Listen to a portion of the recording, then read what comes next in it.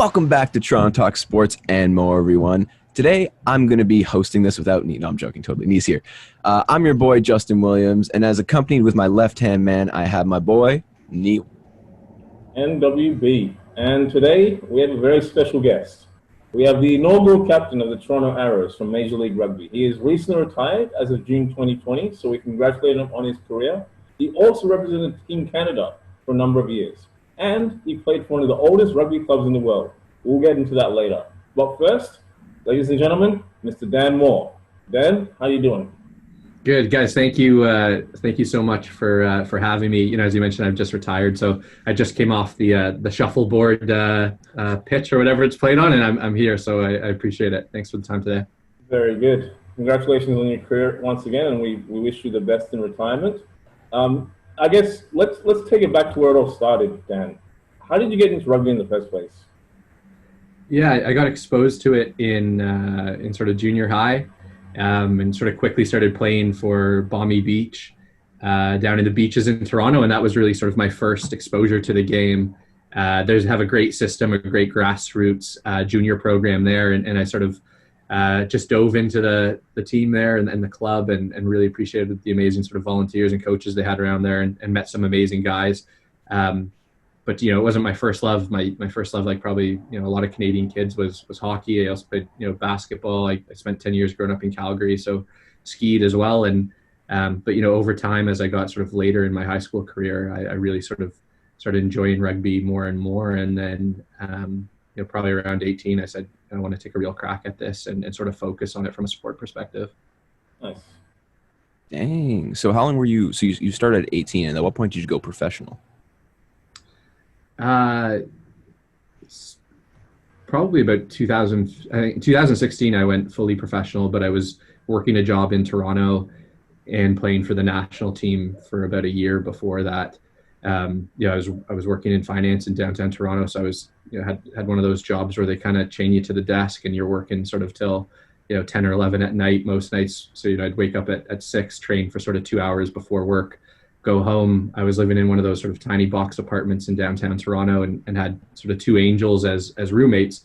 But, you know, I wanted to work on my skills any moment I could. So I do sort of 50 passes aside down this narrow hallway that we had.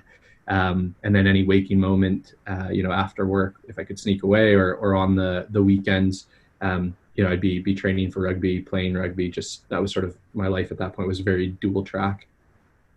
Impressive. Good. And you went on to represent the country, represent Canada. Take us through how that happened and the experience of getting your first cap in 2016. Yeah, no, it was an amazing experience. I mean, I think for any kid, no matter what sport you play, no matter what country you live in, to be able to represent your country is you know, the greatest honor. And I look back on my career and being able to pull on a red and white jersey was paramount to me in my experience. You know, how I sort of got there, I guess I was playing for the Ontario Blues, which was the provincial team at the time before there was professional rugby in the Canadian landscape. You know, and was able to perform, I guess, decently enough over a couple seasons and was able to get a crack with the national team. And, you know, to your question about my first cap, it was against Uruguay.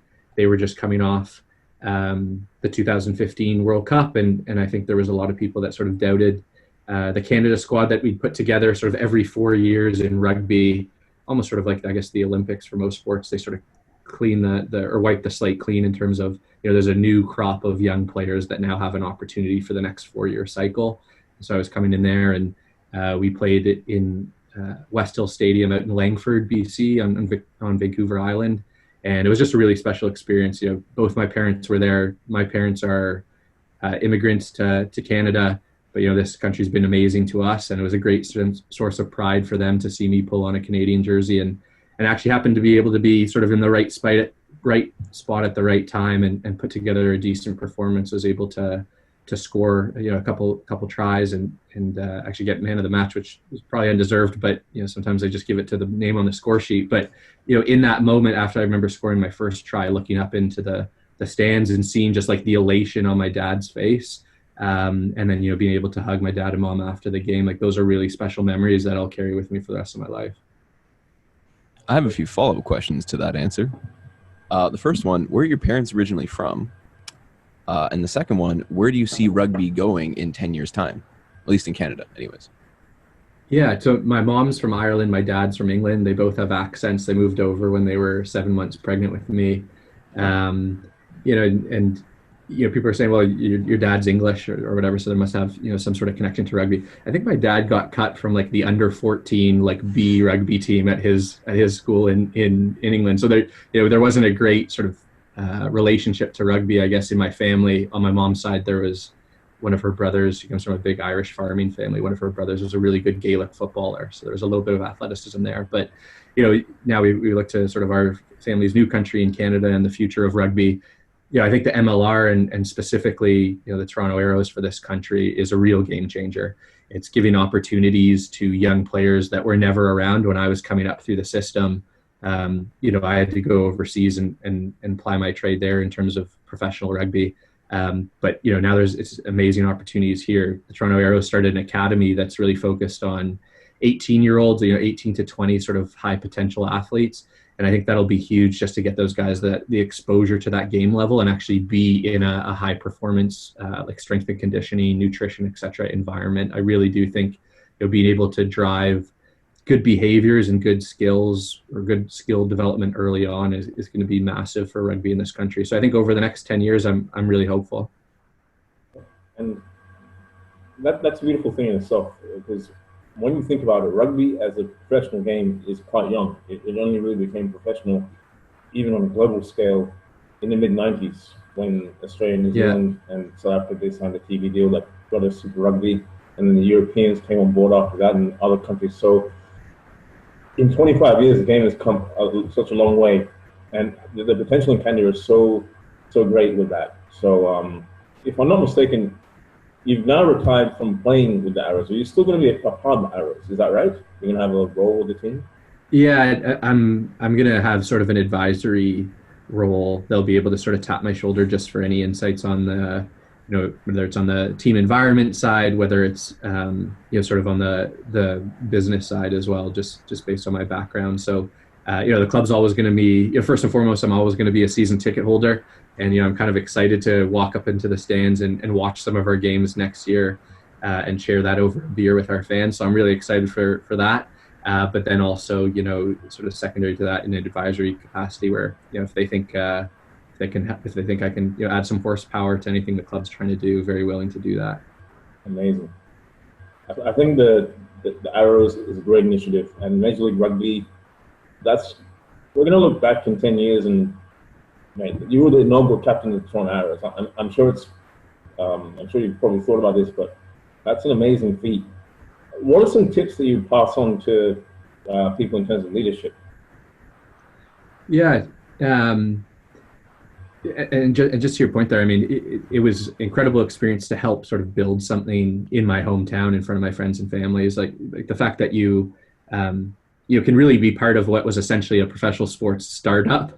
And, from both our training environment to also the business side, to be able to lean into a couple of those things and hopefully leave things in a better place than I found them is special to me, but special to a lot of the guys on the squad. I think we have 85 or 90% of our players are from the GTA. So, it's something that we've done together, and, everybody's really helped in that effort. I think in leadership in sports environments, particularly in the professional environment, one thing to really be aware of is like when you actually decide to sort of use your words to try and nudge or sort of inspire the team in the right way. You spend so much time together.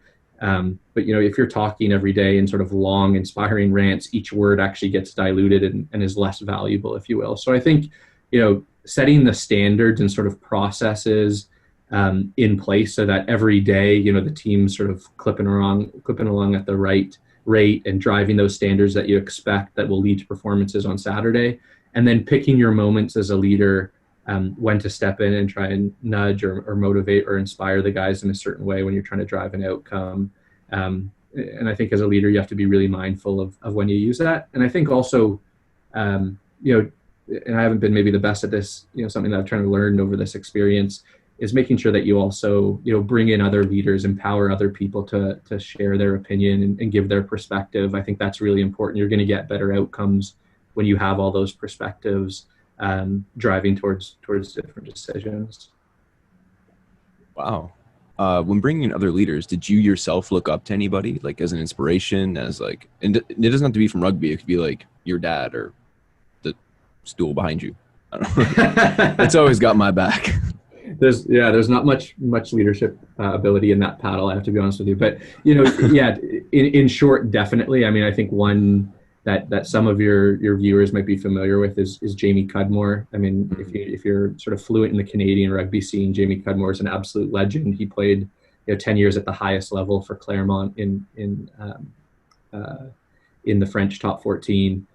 He was just, when I was cracking into the Canada squad, he captained one of those tours, and just the way that you have this mammoth of world rugby, yet he was so humble, so welcoming, really wanted me to feel comfortable, and I think trying to instill some confidence in me. You get selected to those teams for a reason, but it can be pretty daunting, particularly when you're young and cracking in. So making sure that you have the confidence to actually go out there and express yourself on the field, I think, is huge. So Jamie Cudmore, I just think he's the man, and the way that he captained the squads that I was on, I just learned a lot. And there's players like Aaron Carpenter, who's the most capped Canadian. I mean, he's a legend. He's a coach now with the Arrows, but not necessarily a big rah-rah guy, but leads by example and how he goes about his business. He's just the most professional guy you could expect. So all those experiences, I think, were formative for myself as a player, but then also hopefully growing as a leader.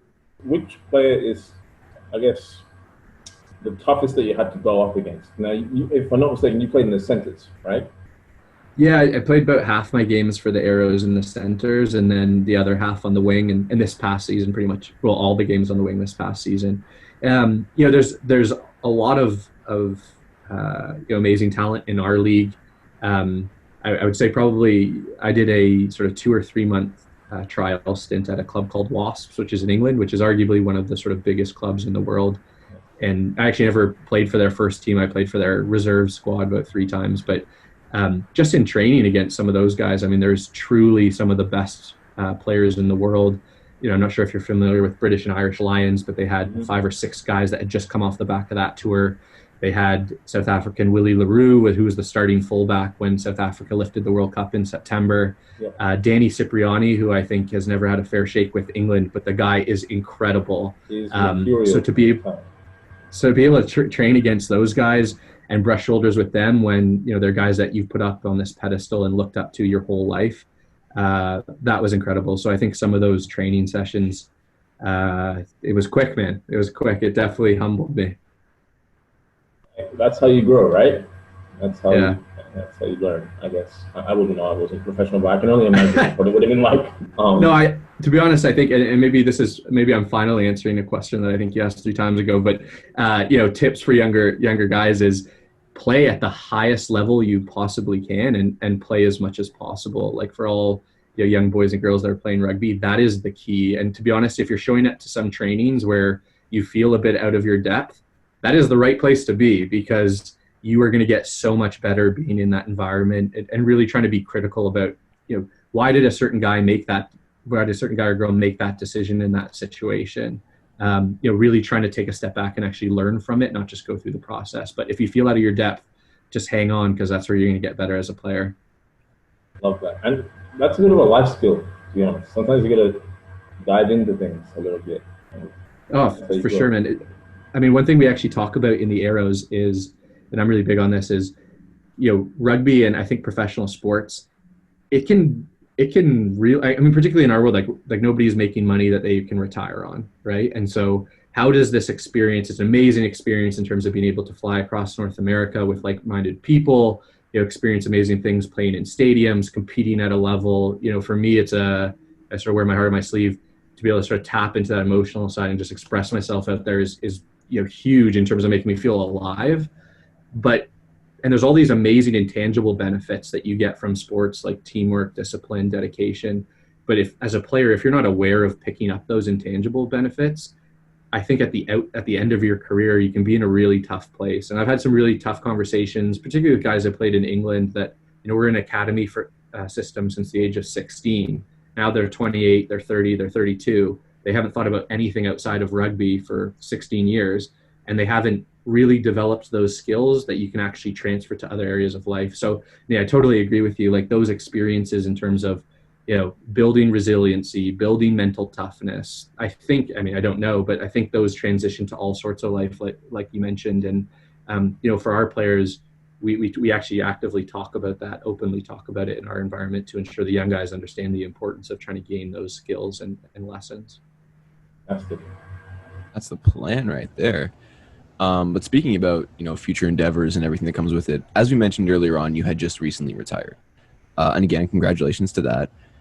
With COVID-19 and 2020 being the brilliant year that has bestowed upon us, how was that conversation going with you? Was it like initially you walked into the season going, yep, I'm going to play my games, I'm going to be done? And then with COVID, did you think maybe I can give it one more run, my body's going to be rested for a year? Like, walk us through and walk the fans through your thought process, Mr. Moore. Yeah, I might have to roll it back just a little bit. My sort of personal Everest, what I was sort of aspiring for the last sort of 10 years or so, was to try and represent Canada at the World Cup. And this past one was in 2019 in Japan. Unfortunately, I got cut a couple of weeks before, and it was, that's a really tough situation, not to sugarcoat it. It's been sort of your dream and your pursuit, and then to fall short, it was tough. And I think at that point in time, I sort of, thought about what do I want out of life, and I'm lucky lots of things fire me up, and I didn't think I wanted to sit around for 4 years later for the next one. So I sort of reevaluated. I started thinking about it at that point, but I was just so excited about the team we were bringing back, what we're building with the Arrows, and the opportunity to represent Toronto. So came back for this season, and I think when COVID hit, it was a bit gutting because we were top of the Eastern Conference in the MLR. We were rolling, playing some really expansive rugby, and couldn't wait to bring that exciting brand of rugby home to Toronto to our great fans. But COVID sort of, I think, gave me some time away from the game, away from our environment, and honestly, some valuable time to sort of reflect on what I wanted to do next. And I've been turning 30 this summer, and I have one really bad shoulder, but I've never had a concussion. My body is pretty much in one piece.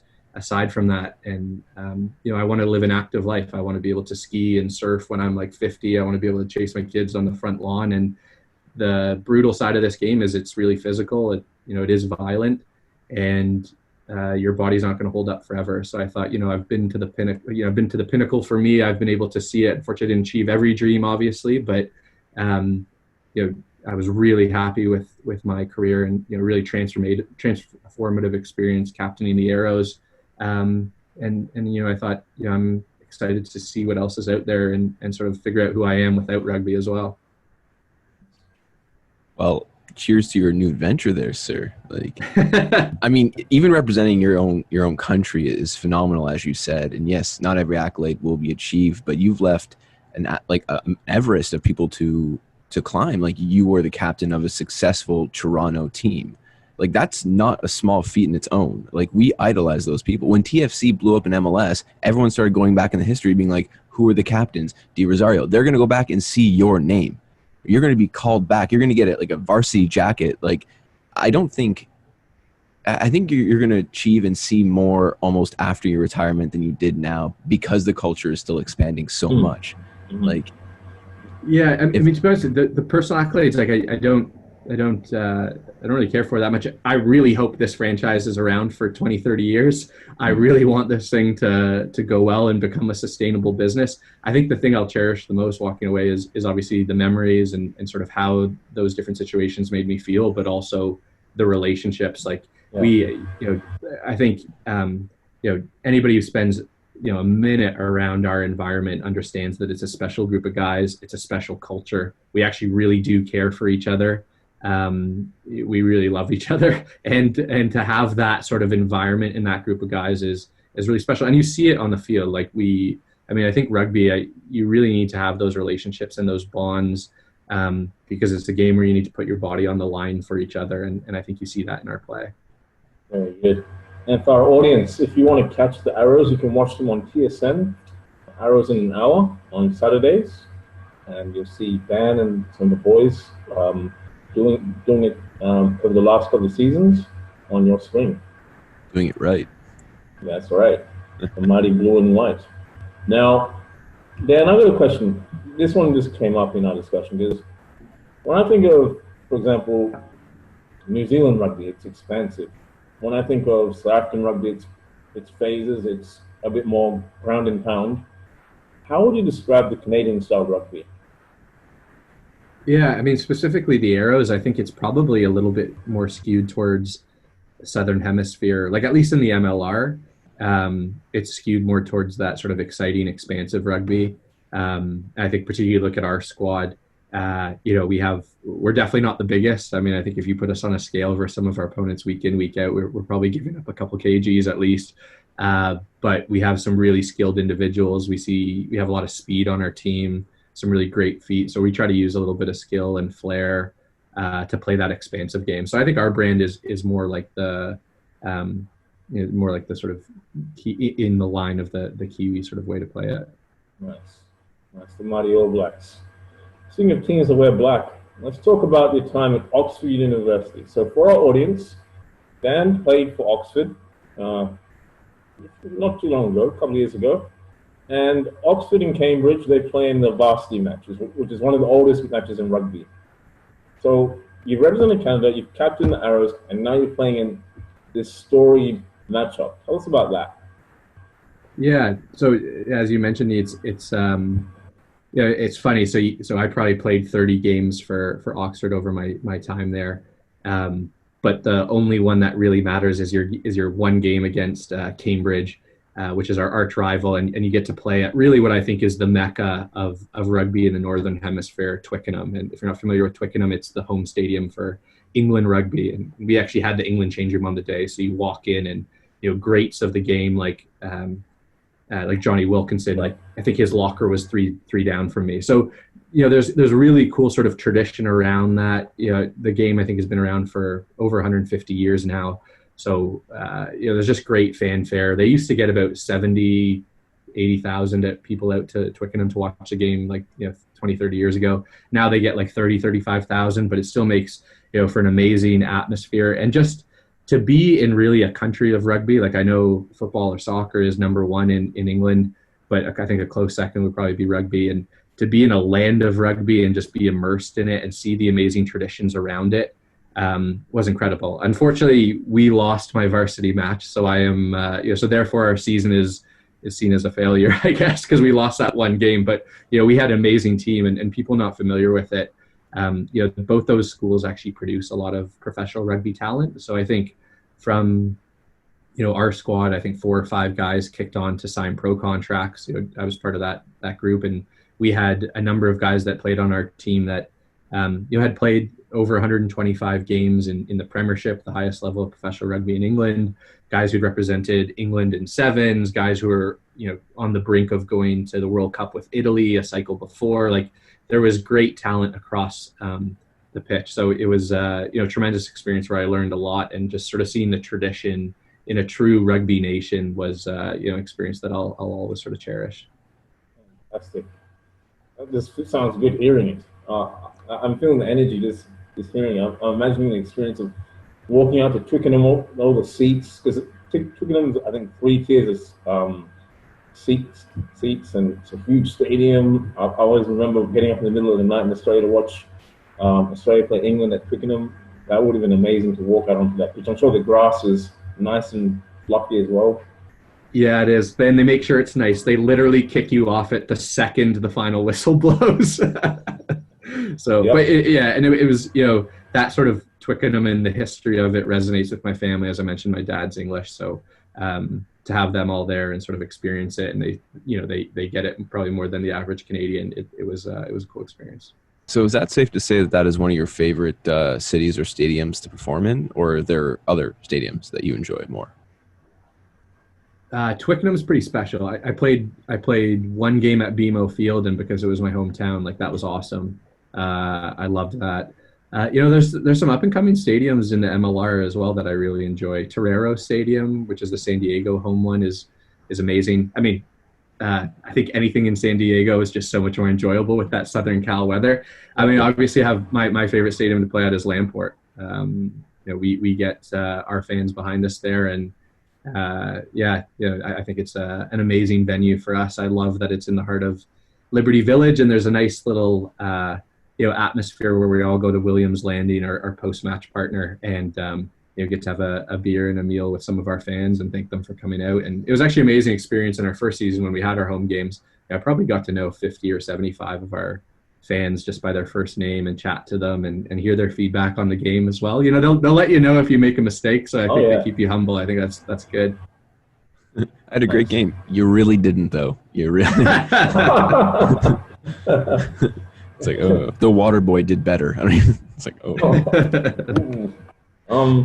Then I'm going to ask. I know when you played, your hair was a bit longer than some of the other guys on the field. So when you got tackled and when the play turned into the breakdown and you're on the ground, did people tug at your hair? I don't think purposely pulling on it, but when you're going down in a tackle, it gets tangled up in. I mean, that kind of sounds gross now, but all sorts of body parts as it's going down there. So definitely could get ripped out. It's probably not the most comfortable hairstyle considering the activity, but I don't know. I enjoyed it. Yeah, I would enjoy it. Honestly, watching footage of you running at full speed with the ball and your long hair, your ponytail, that looks kind of fierce. I'm not sure I want to tackle you. I think an insider tip is you actually look faster with long hair. So it's in terms of selection and how the coaches think about you, I think it might be something secret in my quiver, let's say. That's brilliant. It's one way to stand. Sorry, go on. If you got a quarantine ponytail, long hair, keep it. Exactly. Well, especially if you go running or jogging, you're going to look like Usain Bolt out there. Right. Oh my God. You should dye at the end so it's like even more red. It's like fire. I got one last question on the point of coaching, and this goes out to the rugby community around the GTA and Canada at large. What are some defending or attacking drills that you got the most out of when you were playing, especially some of those 1 or 2 phase drills? Yeah. I'd say sort of hard to describe over a video like this, but definitely easier to take a couple cones out on a pitch. But I'll try my best here.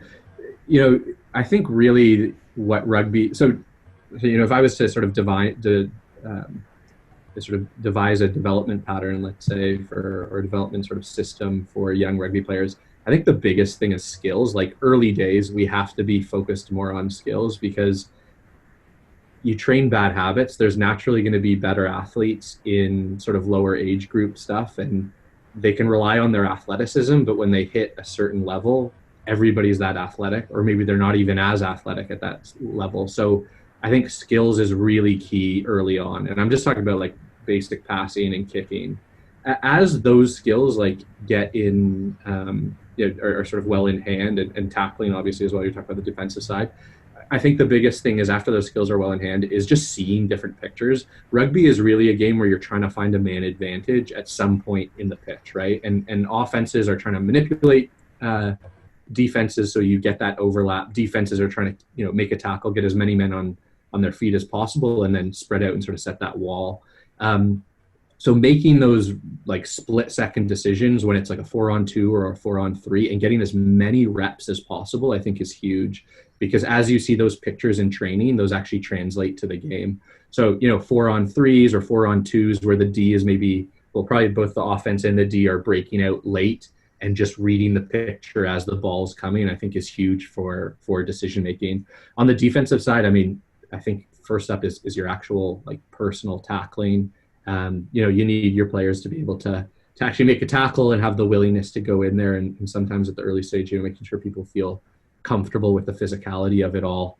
Then as a team D or as a system, I think it's just knowing your role and being really clear on communication and how those defensive systems work together as you go up in the progression of rugby, like at the elite levels. There's quite complex systems that to the average viewer, they might not sort of understand actually what's going on, but to the guys on the pitch, there's really designated roles as to what they should do in a given situation. And I think the most important thing there is just really good clarity of communication and role clarity so that people, when they're out there, they actually know what to do. So, Mr. Moore, as I was teasing in the beginning part of this, I have a Mad Lib game for you. Now, in which I'm going to require your English skills. All right? And your dad's English, and you played over in Oxford, you should be really good at this. Anyways. So I'm going to need, and I'm going to go down like the list in order of what I'm going to need. I'm going to need a sport from you. I guess we'll go with rugby. Good man. Good man. I thought so. Okay, I'm going to need an adjective.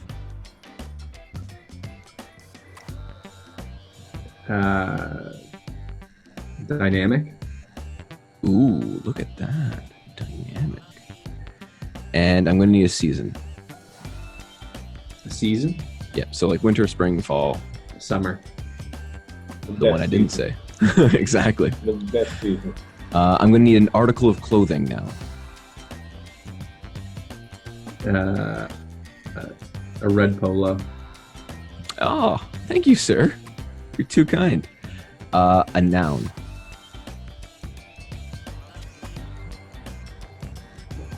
Lamport Stadium. We are so tagging Lamport when this comes out. Yeah. I'm gonna need a verb now, sir. Run. Run. Look at you go. I'm gonna need another noun. I'll go me. Sorry. I'll go me. Me. Awesome. A food Pizza. and a snack. An apple. Oh, this is gonna be fun. We are almost done. There was a lot of fill in the blanks for this one. Another noun. I guess we'll go with Toronto. Verb. Paddle. As in to paddle. Yep. I see it in the background. Yep. Yep. Can I get another verb? Go. And an adverb. Remind me on an adverb. So an adverb is a word or phrase that modifies or qualifies an adjective verb or another adverb. For example, the dog ran excitedly. Hastily.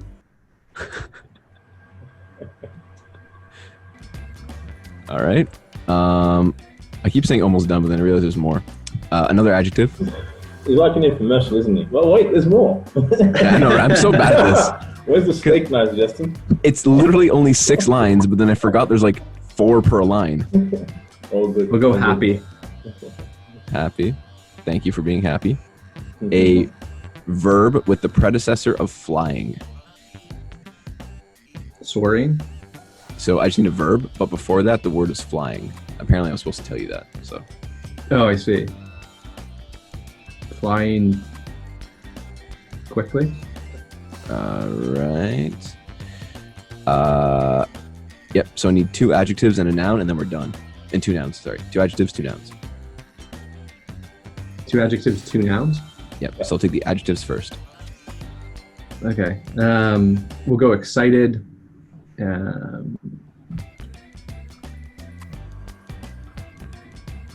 We'll go hot for the weather.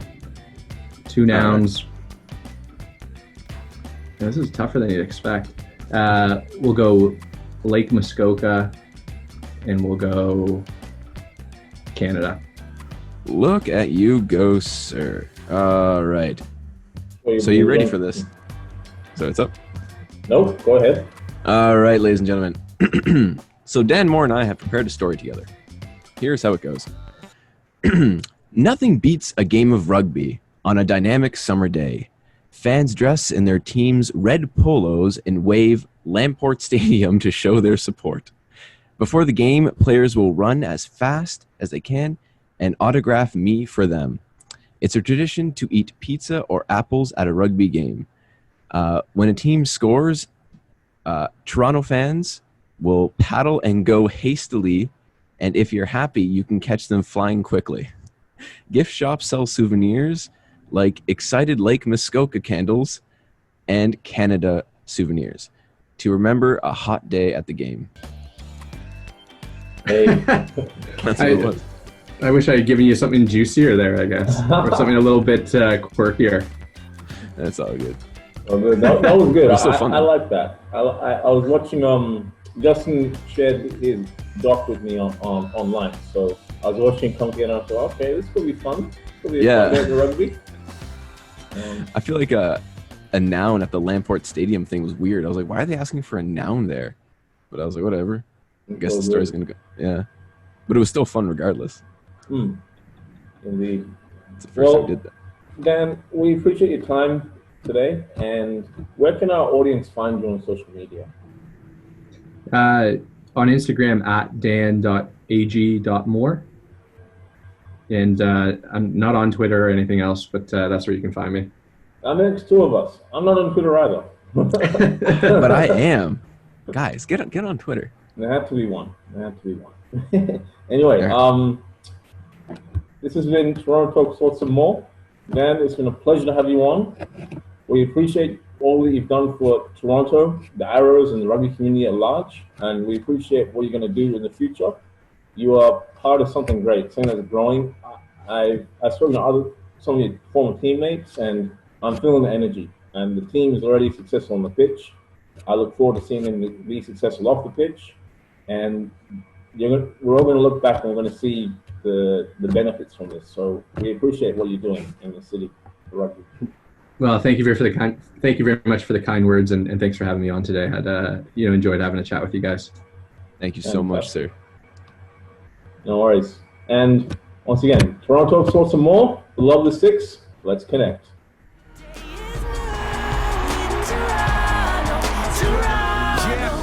Thank you for watching. Please click the like button and leave us a comment with your feedback. And don't forget to subscribe with notifications to see more engaging and interactive content. Toronto Talk Sports and More. For the love of the Six, let's connect.